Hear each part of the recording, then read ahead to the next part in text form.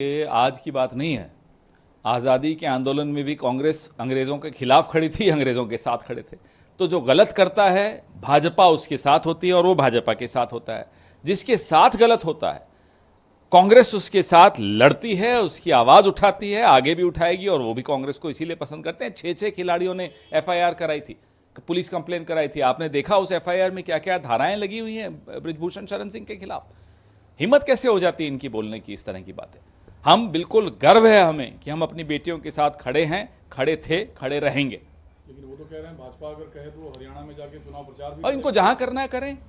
लोगों को भी मालूम पड़ना चाहिए कि कौन गलत करने वाले के साथ है, कौन सी पार्टी, और कौन आवाज उठाता है महिलाओं की। लेकिन पार्टी ने उनका टिकट काटा। वो कह रहे हैं कि कांग्रेस पार्टी को खुद पछतावा होगा, वक्त का इंतजार करिए इन दोनों को। हमें तो कभी पछतावा नहीं होगा कि हम अपनी बेटियों के साथ खड़े थे। इन्हें पछतावा हो, हम उस दिन की इंतजार कर रहे हैं कि गलत करने वाला जिस दिन पश्चाताप करता है उस दिन वो लौट कर आता है। हम भी देखते हैं। हुड्डा परिवार को जो टारगेट किया जा रहा है बृजभूषण सिंह तरफ से, हुड्डा परिवार इस पूरे घटनाक्रम के पीछे राजनीति। अगर कोई समाज का व्यक्ति आपके पास आता है कि उसके साथ गलत हुआ, वो आवाज उठाना चाहता है, तो कोई भी जिम्मेदार राजनीतिक नेतृत्व जो भी होगा, वो नेता, वो जरूर उसकी आवाज उठाएगा। हुड्डा परिवार ने क्या गलत किया अगर उनकी आवाज उठाई तो? प्रियंका गांधी खुद जाकर बैठी, क्या गलत किया? यही तो करना चाहिए। राजनीतिक दलों के नेता राजनीति किस बात की कर रहे हैं अगर हम ऐसी जगह पर जाकर नहीं उनके साथ जोड़ सकते जो आंदोलन कर रहे हैं, जो अपनी आवाज उठाना चाह रहे हैं अत्याचार के खिलाफ, अपराध के खिलाफ। कई भारत के राज्यों को हर साल बाढ़ का सामना करना पड़ता है। इसमें भारत सरकार ने आंध्र प्रदेश और तेलंगाना में बाढ़ राहत के लिए 3300 करोड़ रुपए आवंटित किए। देखिए, ये कहीं भी इसमें कोई राजनीतिक दृष्टिकोण से किसी राज्य को न देखें। हम यही इनसे बार बार आग्रह करते हैं। हिमाचल में जब आपदा आई तो उन्होंने हिमाचल की तरफ मुंह मोड़ लिया, वहां देखा भी नहीं, तो वो हमें अच्छा नहीं लगा। हिमाचल की जनता क्या अपनी नहीं है, इस देश का हिस्सा नहीं है? इसलिए सुखविंदर सिंह सुक्खू जी हों या हम सब आवाज उठाते रहे कि साहब सौतेला व्यवहार मत कीजिए हिमाचल के साथ। अब हम आगे भी उम्मीद यही करेंगे कि आपदा तो कहीं भी कभी भी आ सकती है। आपको एक दृष्टि से सब राज्यों को देखना चाहिए। सर, कांग्रेस लगातार केंद्र सरकार से सवाल उठाती रही जम्मू कश्मीर के पंडितों के रिहेबिलिटेशन पुनर्वास को लेकर।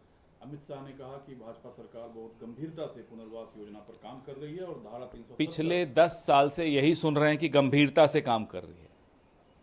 कोई कदम उठाते हुए नहीं देखा। आप कश्मीरी पंडितों से जब बात करते हैं, वह भी बताते हैं कि जितना उनको मिला, जो राहत मिली, वो कांग्रेस डॉक्टर मनमोहन सिंह की सरकार के वक्त मिली। तो ये अब लफ्फाजी से काम चलने वाला नहीं है। न जम्मू कश्मीर में चलेगा, न देश के किसी अन्य हिस्से में। लफ्फाजी का अब जो वक्त है वो खत्म हो गया। जब वो धारा 370 को इतिहास के पन्नों की तरह बताते हैं तो उसका राजनीतिक मतलब भाजपा और कांग्रेस के लिए क्या? हमने बार बार कहा कि साहब, पूर्ण राज्य का दर्जा आपने क्यों छीना जम्मू कश्मीर से? लौटाइए उसको। कारण क्या है उसका जवाब नहीं देंगे। दाएं बाएं सारी पूरे देश में घुमा देंगे आपको, लेकिन 370 और ये सब बातें कर लेंगे। जितना राग अलापना है अलाप लें।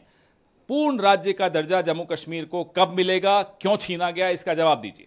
सेबी पर लगातार खुलासे कांग्रेस करती है और सामने आप होते हैं सेबी को लेकर। जी नहीं, देखिए साहब, अगर करोड़ों जो शेयर्स में, स्टॉक मार्केट में लोग पैसा लगाते हैं, उनका पैसा, उस पर एक सवालिया निशान है कि वो सुरक्षित है या नहीं। क्योंकि जो रेगुलेटरी बॉडी है सेबी, वही अगर कॉम्प्रोमाइज्ड है, वही कुछ कंपनियों के हाथ में खेलती हुई दिख रही हो, तो जाहिर सी बात है एक मजबूत विपक्ष को आवाज उठानी चाहिए। और हम उठा रहे हैं इस देश की मिडिल क्लास को लेकर।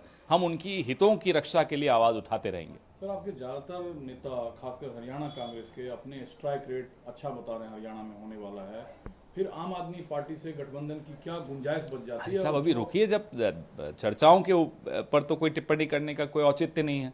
चर्चाएं चलती हैं, चर्चाओं के पश्चात जब निर्णय आता है, निष्कर्ष लिया जाता है, उस पर जरूर हम चर्चा कर लेंगे आपस में।